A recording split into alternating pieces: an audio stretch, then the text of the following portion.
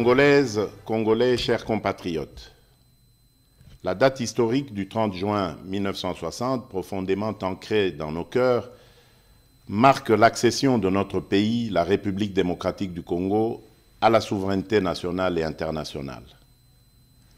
Aujourd'hui, encore 63 ans plus tard, nous célébrons avec grande fierté cet événement, non seulement pour honorer la lutte de notre liberté et de notre indépendance menée avec courage et détermination par les pères fondateurs de notre nation, mais aussi et surtout pour réitérer notre attachement à ce bien précieux qu'ils nous ont légué et que nous avons à notre tour le devoir de transmettre comme tel aux générations futures, et ce, en dépit de toutes les adversités d'où qu'elles viennent. En effet, dès le lendemain de son accession à la souveraineté nationale et internationale, notre peuple a dû surmonter plusieurs décennies de violences entretenues et voulues, démontrant ainsi sa capacité collective à demeurer résilient en tant que nation. Ceci pour dire que l'indépendance est irrévocablement une valeur fondamentale de notre nation. Elle nous garantit la capacité à façonner notre propre destinée. Elle est une quête incessante de liberté, de dignité, de justice et de souveraineté. Elle constitue le socle de notre identité nationale, notre cohésion sociale, car elle nous permet de mettre en valeur notre culture, notre histoire et nos aspirations profondes. Il est vrai que cette année, la célébration de notre indépendance est teintée de tristesse, car notre intégrité territoriale est menacée par une force d'occupation étrangère.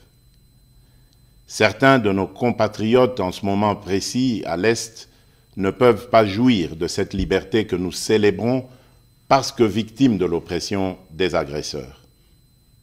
Je tiens à leur exprimer toute notre compassion et à les assurer de notre détermination à œuvrer sans relâche pour leur libération certaine.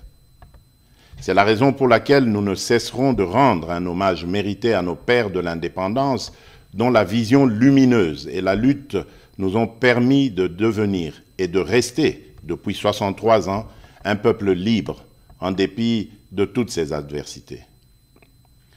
Mes chers compatriotes, au défi permanent de la préservation de la liberté chèrement acquise, nous devons inlassablement associer celui de la poursuite de la noble et grandiose œuvre qu'est la bataille pour le développement économique et social de notre pays, de manière à mériter ainsi le rêve et les sacrifices consentis par nos pères de l'indépendance. C'est seulement à cette condition que les générations futures pourront à leur tour être fiers de l'héritage que nous leur aurons légué. Cependant, laissez-moi vous dire que j'ai pleinement conscience de votre perplexité au regard de la baisse du pouvoir d'achat, surtout celui des plus démunis, dont les conséquences, bien que prévisibles sur le panier de la ménagère, se veulent pour certains difficilement surmontables. Les performances enregistrées au niveau des recettes intérieures, grâce à une évolution favorable des prix de produits de base et à la numérisation du processus de recouvrement, n'ont pas été suffisamment ressenties à cause du contexte économique mondial et de la situation sécuritaire à l'est de notre pays. En effet, l'enlisement de la guerre en Ukraine, d'une part, a occasionné la hausse des prix mondiaux des commodités et des matières premières, de l'énergie et des produits de première nécessité, entraînant ainsi des pressions inflationnistes dans le pays et même au sein des économies les plus robustes du monde.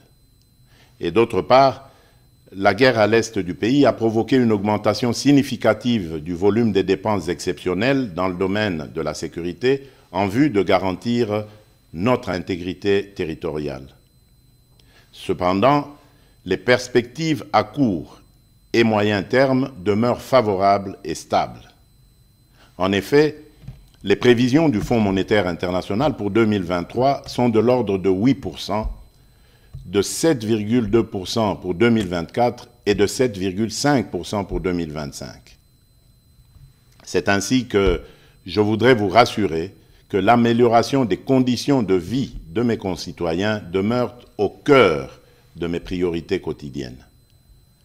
J'ai assigné au gouvernement de la République, sous l'autorité du Premier ministre et à la Banque centrale du Congo, la tâche particulière d'accentuer les efforts de stabilisation des paramètres macroéconomiques en vue de limiter au maximum les effets néfastes sur le panier de la ménagère, d'améliorer la gouvernance publique dans ces secteurs et de répondre autant que possible aux aspirations légitimes du plus grand nombre d'entre nous. Mes très chers compatriotes, au choc sus évoqué et que le gouvernement s'est ardemment employé à amortir, se sont ajoutées les menaces persistantes à notre intégrité territoriale et à la sécurité de nos populations et de leurs biens. En effet, le climat d'insécurité qui prévaut dans certains espaces de notre territoire national perturbe fortement la poursuite harmonieuse des ambitions que nous revendiquons collectivement. Comme vous le savez, notre pays fait face depuis de nombreux mois, dans sa partie orientale, à une agression vile et barbare perpétrée par un voisin belliqueux, le Rwanda, au nom d'intérêts obscurs et ignobles. Au regard du danger que court le pays, il vous souviendra que j'avais lancé l'année passée un appel patriotique à notre jeunesse de s'enrôler dans les rangs des forces armées de la République démocratique du Congo et de la police nationale congolaise. Quelques mois après cet appel, nous avons été heureux de voir plusieurs dizaines de milliers de jeunes compatriotes y répondre favorablement. Ceux-ci comptent déjà parmi les renforts à l'effort de guerre livré par nos forces de défense et de sécurité, et nombreux se pressent chaque jour davantage auprès des centres de recrutement prévus à cet effet. À cette occasion, je salue la bravoure de notre peuple qui, meurtri dans sa chair, ne se résigne pas pour autant et ne cesse de défendre avec une énergie inouïe l'intégrité de notre territoire.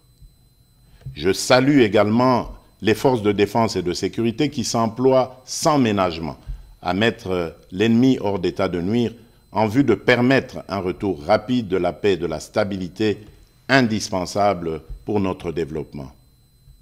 Soyez convaincus que ce combat que nous livrons au quotidien pour sauvegarder notre souveraineté et notre intégrité, nous le poursuivrons sans désemparer jusqu'à la victoire finale. Telle est et sera notre mission. Maintenant que se confirme la montée en puissance de nos forces de défense et de sécurité, j'encourage une fois de plus le gouvernement de la République de continuer à maintenir cet effort pour que toute aventure belliqueuse sur la terre de nos ancêtres soit suicidaire pour quiconque la tenterait. C'est ici l'occasion d'exprimer notre entière solidarité à toutes nos sœurs et à tous nos frères des territoires occupés par les terroristes du M23, lesquels frères et sœurs vivent présentement dans des conditions d'extrême précarité et dont la situation humanitaire n'a cessé de se dégrader à cause de leur éloignement forcé de leur milieu d'origine et des exactions subies.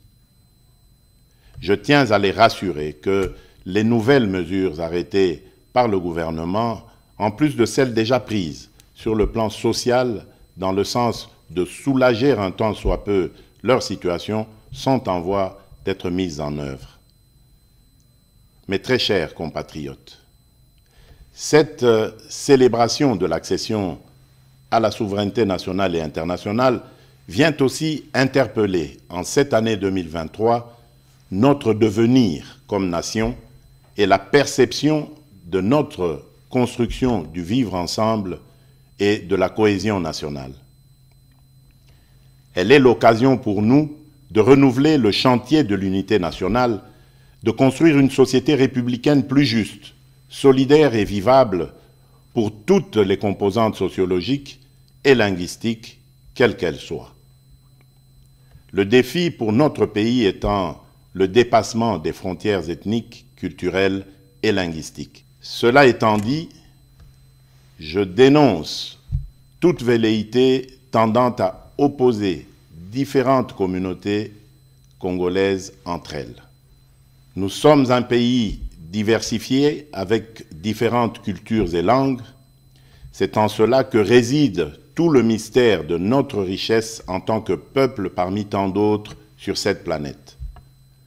Nous devons célébrer cette diversité tout en travaillant ensemble pour l'atteinte de cet objectif commun qui est celui d'avancer notre pays dans l'unité et la cohésion nationale.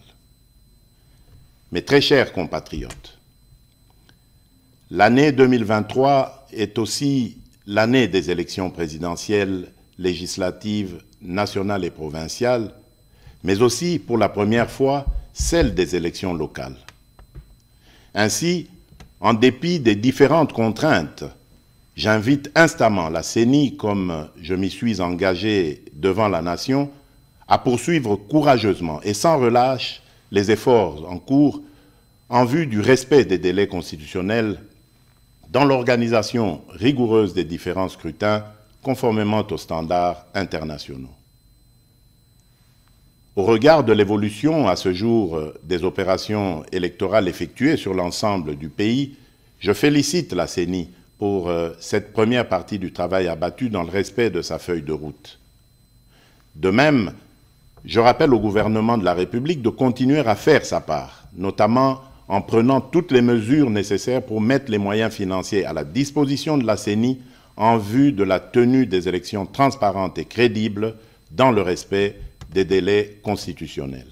En effet, ces élections donneront l'occasion aux vrais dépositaires de la légitimité populaire, c'est-à-dire le peuple congolais, de choisir librement celles et ceux qui seront appelés à assumer, pendant une période, la noble charge de la conduite des affaires de la nation au plan national ou local, dans l'intérêt général.